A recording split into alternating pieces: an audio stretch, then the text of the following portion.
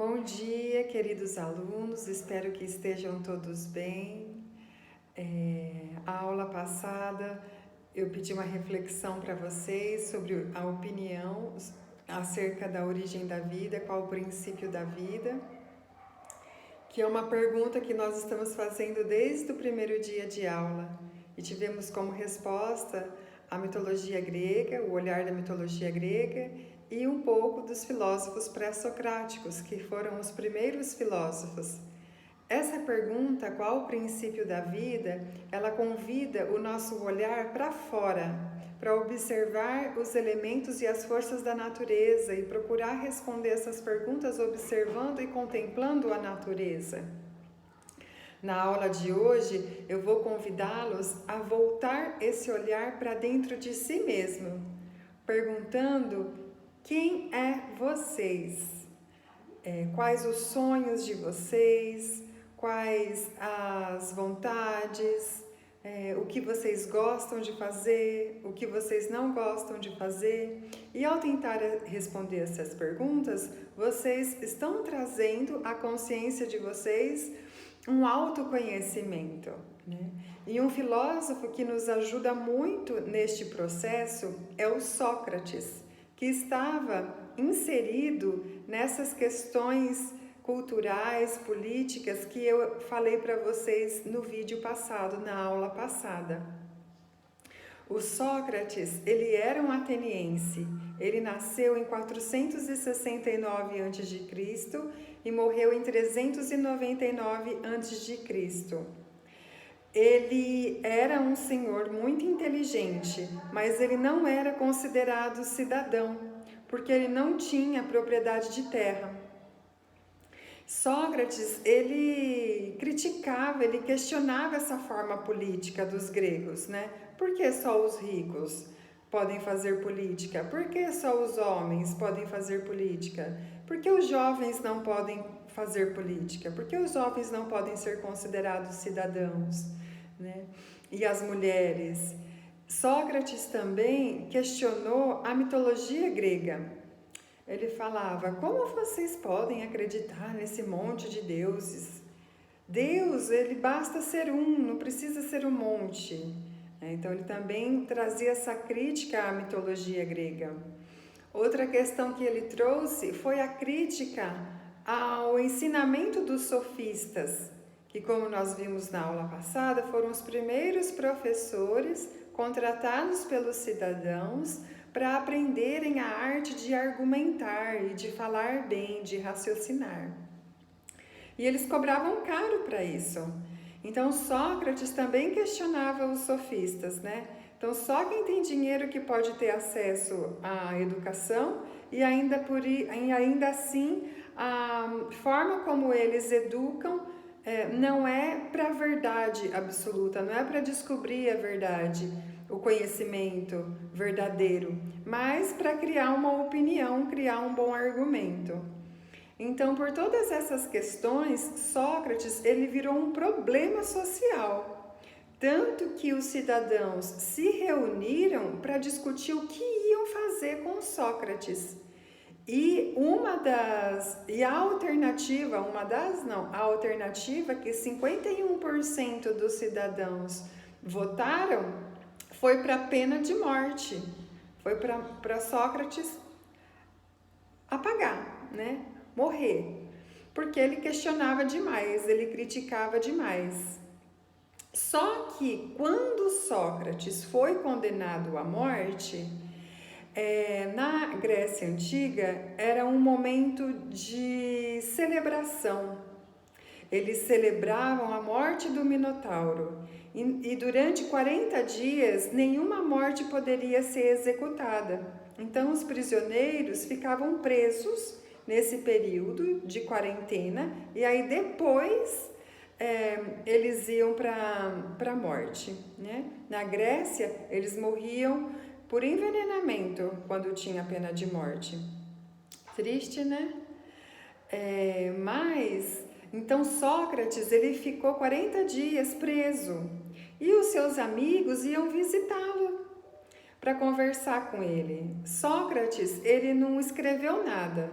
Então, tudo que a gente sabe sobre ele é através dos seus discípulos. E um dos principais discípulos de Sócrates é o filósofo Platão, que também era um cidadão ateniense, que votou contra. Na verdade, no dia que foi para votar, ele estava doente e ele não pôde ir na votação. Mas se ele tivesse ido, ele teria votado negativo, porque ele era o melhor amigo de Sócrates. Então, quando eles iam para a prisão conversar com o Sócrates dizia: meus amigos, não fiquem tristes, porque a morte, ela pode ser duas coisas. Ou a morte, ela é o fim de tudo, então a gente morre e acaba, e se for assim, então eu não vou sofrer depois, porque morri e acabou. Ou a morte é uma ilusão, é só uma passagem para uma outra vida, para uma outra dimensão. Então não precisa ficar triste, porque se a vida for uma passagem, eu vou encontrar com amigos queridos que já se foram, com meus familiares que já se foram. Então fiquem tranquilos. E aí quando Sócrates passa desses 40 dias e vai tomar a cicuta para sua morte, tem uma pintura muito famosa que eu estou mandando para vocês através dos slides, que ele está apontando para cima e pegando a taça com uma mão e apontando o dedo para cima, simbolizando que aqui, né, é a vida material, mas que existe uma vida além da morte, né?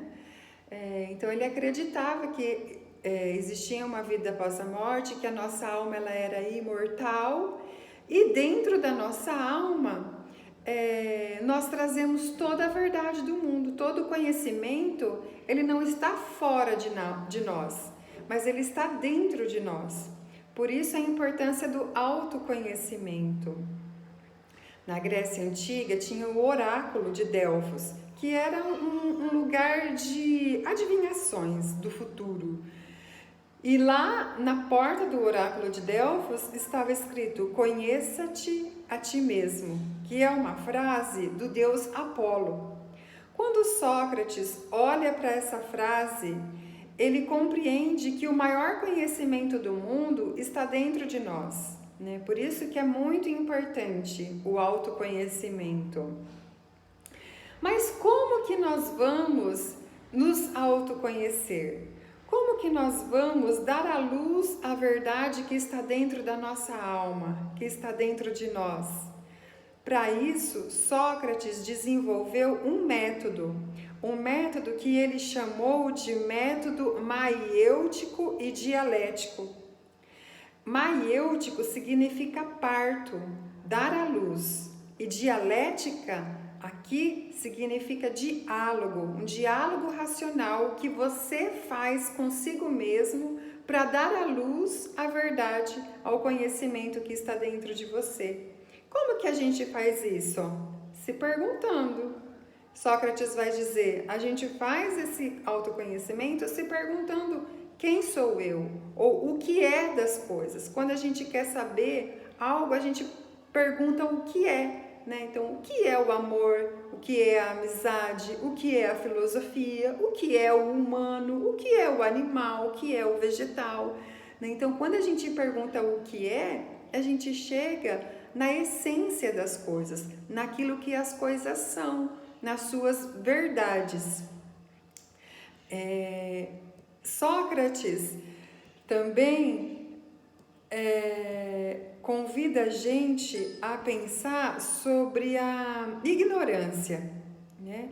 Porque a gente não saber de algo não é errado, né? Tudo bem a gente não entender algo, ou a gente não compreender algo, ou a gente não conseguir chegar nessa verdade absoluta. Quando Sócrates foi consultar o oráculo de Delfos, o oráculo falou assim para ele: Sócrates, você vive questionando os sofistas, que eles só falam de opinião e não falam a verdade das coisas.